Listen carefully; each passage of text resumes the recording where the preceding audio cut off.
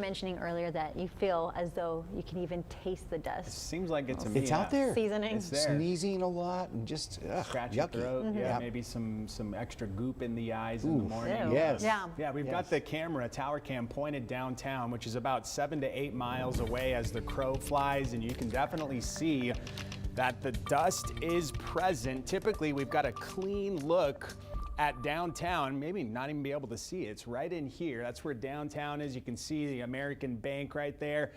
Typically, that looks a lot more clear, but with that dust in place, it's giving us the haze in the atmosphere. It's 88, still feels like 100 degrees outside. And we've got this southeast wind at 22 miles per hour. The haze, the Saharan dust knocked the air quality down over the weekend, and today it's going to be similar to this for the rest of the week, but unhealthy for some people, especially the younger children or older and more elderly people. If you've got also respiratory ailments, and you have trouble with stuff like this, you just got to take note and be ready for that and limit time outside with respect to the Saharan dust and the heat too. It's kind of like a 1-2 punch that we've got this week with the dust and the heat. This will fluctuate around a little bit over the next 5 days, but I think by Saturday we'll see a reduction in the concentration of that Saharan dust. Outside right now, we've got some low-level cumulus clouds and some thinner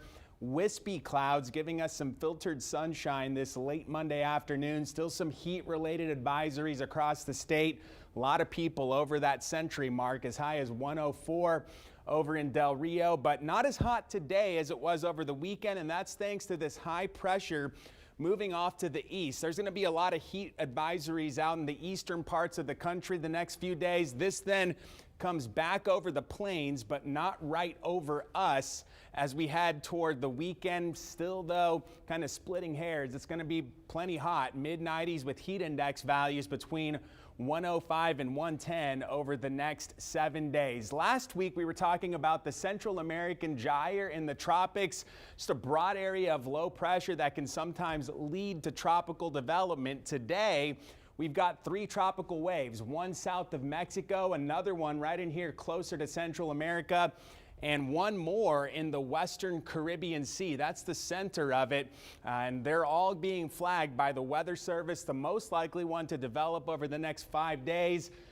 will not be a threat to us. It's south of Mexico, another one in the Pacific, south of Central America, 30% chance, but the one in the western Caribbean is going to have some obstacles to overcome. Number one, the Saharan dust, and it's going to be very close to the land, so we're not looking at a huge, big time system, I don't think, as this one drifts to the west-northwest and beyond the next 5 days, talking about a week, maybe 7 or 8 days from right now.